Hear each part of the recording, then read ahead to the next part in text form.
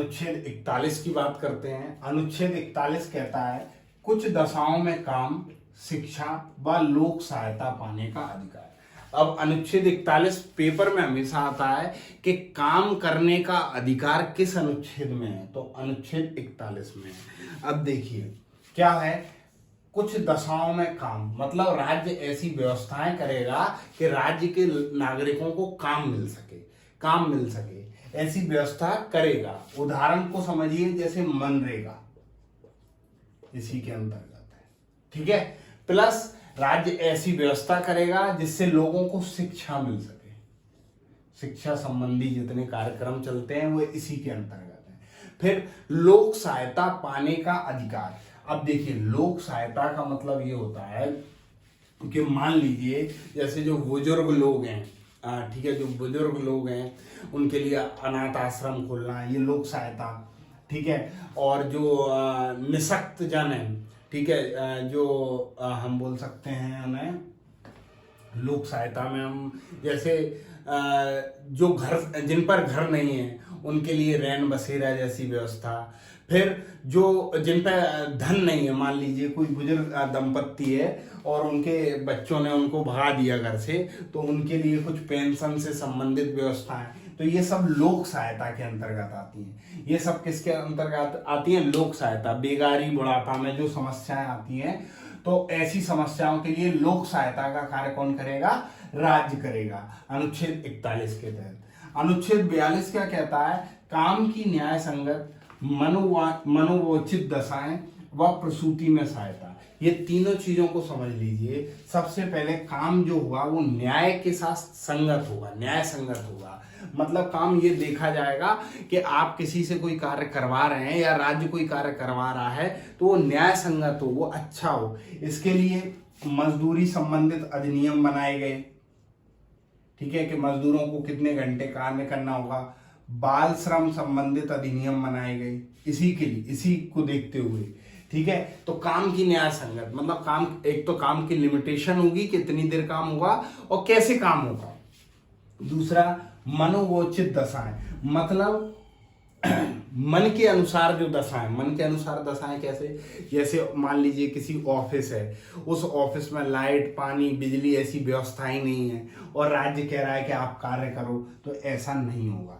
राज्य ऐसी व्यवस्थाएं करेगा जो मनोवांछित दशाएं हों, तो राज्य ऐसी व्यवस्थाएं करेगा जिसके द्वारा व्यक्ति को मतलब प्रतिकूल ना लगे, व्यक्ति को बेकार ना लगे, ठीक है। तो इनको बोलते हैं मनोवांछित दशाएं। फिर अगला प्रसूति में सहायता।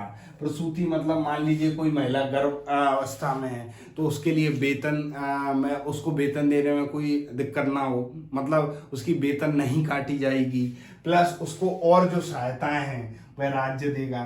तो इस तरीके से अनुच्छेद 42 कहता है काम की न्याय संगत व मनोवोचित या मनोवांछित दशाएं के साथ साथ तथा प्रसूति में सहायता का कार्य कौन करेगा? राज्य करेगा। फिर मैं कह रहा हूं राज्य की वही परिभाषा है जो अनुच्छेद 36 और अनुच्छेद 12 में है, ठीक है। अनुच्छेद 42 तक यहाँ। चलिए अब अनुच्छेद 43 की बात करते हैं। अनुच्छेद 43 में कर्मकारों की निर्वाह मजदूरी व कुटीर उद्योगों को बढ़ावा। कर्मकारों के लिए निर्वाह मजदूरी व कुटीर उद्योगों को बढ़ावा। ये समाजवादी है, गांधीवादी है, विचारधारा है। अब देखिए कर्मकारों के लिए निर्वाह मजदूरी मतलब ऐसी मजदूरी मुख्यतः 3 प्रकार की होती है। न्यूनतम मजदूरी जिसमें सिर्फ खाने की व्यवस्था हो सकती है व्यक्ति की। निर्वाह मजदूरी में खाने के साथ साथ हेल्थ और एजुकेशन को जोड़ा जाता है। और एक उच्च हाई क्लास मजदूरी होती है, तो उसकी तो बात ही अलग है।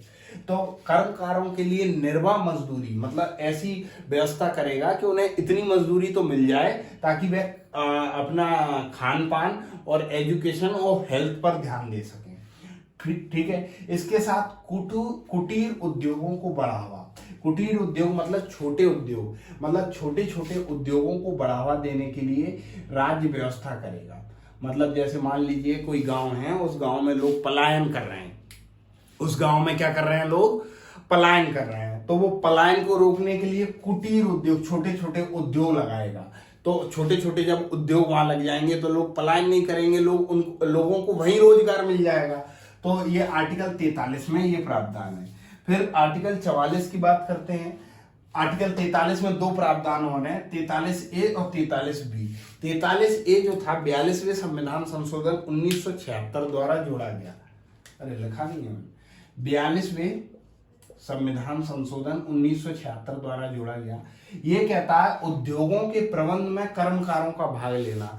मतलब कि ऐसे उद्योग लगाए जाएंगे जिसमें कर्मकार यानी मजदूर की सहभागिता होगी, मजदूर की पार्टनरशिप होगी। हालांकि ये कहने की बातें, ऐसा कहीं हुआ नहीं है, लेकिन अगर ऐसा हो, मान लीजिए ऐसा हो जाए तो देश में असमानता, भैया नीति निर्देशक तत्व का मुख्य उद्देश्य है आर्थिक असमानता को दूर करना। ठीक है पूरे, तो इससे क्या होगा, मान लीजिए एक कंपनी है और कितने की कंपनी है, 100 करोड़ की कंपनी है।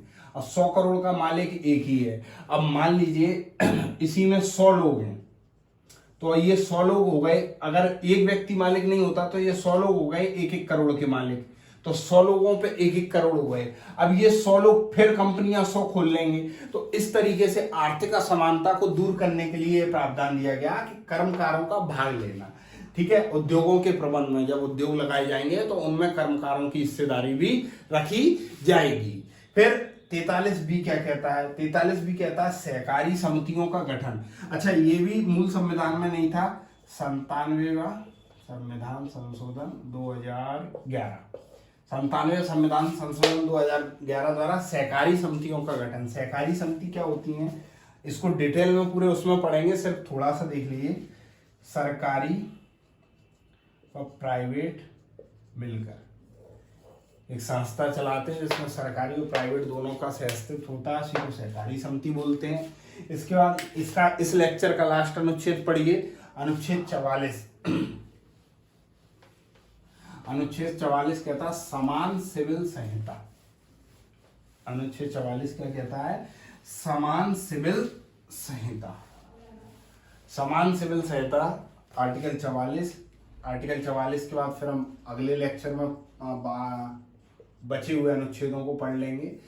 समान सिविल संहिता, देखिए समान सिविल संहिता का मतलब समझिए, मतलब एक कानून, पूरे देश में एक कानून लागू करने के लिए राज्य प्रयास करेगा। पूरे देश में एक कानून। अभी क्या अभी ऐसा है, तो अभी ऐसा नहीं है। कैसे कि मान लीजिए हिंदुओं के लिए अलग कानून है, मुस्लिमों के लिए अलग है। ठीक है, दोनों अलग अलग कानून है। और इसका उदाहरण, हिंदू 1 विवाह कर सकता है, मुस्लिम 4 विवाह कर सकते हैं। ठीक है, हिंदुओं में तलाक अलग प्रोसेस से होता है, मुस्लिमों में अलग। हालांकि अब 3 तलाक के बाद अलग अलग प्रावधान कर दिए गए हैं। तो समान सिविल संहिता का मतलब है एक जैसा कानून, एक देश एक कानून। इसका मुख्य उद्देश्य है। वर्तमान में ये भारत के गोवा राज्य में है। तो चलिए अब अनुच्छेद 45 की बात कर लेते हैं। अनुच्छेद 45 कहता है बालकों के लिए निःशुल्क अनिवार्य शिक्षा। बालकों के लिए निःशुल्क बिना पैसे के अनिवार्य मतलब कंपलसरी शिक्षा। कैसी, राज्य ऐसी व्यवस्था करेगा जिससे राज्य ऐसी व्यवस्था करेगा जिसमें बच्चों की देखभाल हो तथा उन्हें शिक्षा की व्यवस्था की जाए। और शिक्षा की व्यवस्था कब तक, जब तक बच्चा 6 वर्ष की आयु पूरी नहीं कर लेता है। तो अनुच्छेद 45 कहता है कि 6 वर्ष से कम उम्र के जो बच्चे हैं उनके लिए शिक्षा व उनकी देखभाल से संबंधित जो व्यवस्थाएं हैं वह राज्य करेगा। ठीक है, इसी कार्यक्रम के तहत राज्य कई ऐसी योजनाएं चलाता है जो बच्चों की देखभाल, जैसे आंगनवाड़ी केंद्र बच्चों की देखभाल के लिए ही है, मध्याह्न भोजन की व्यवस्था बच्चों के लिए है।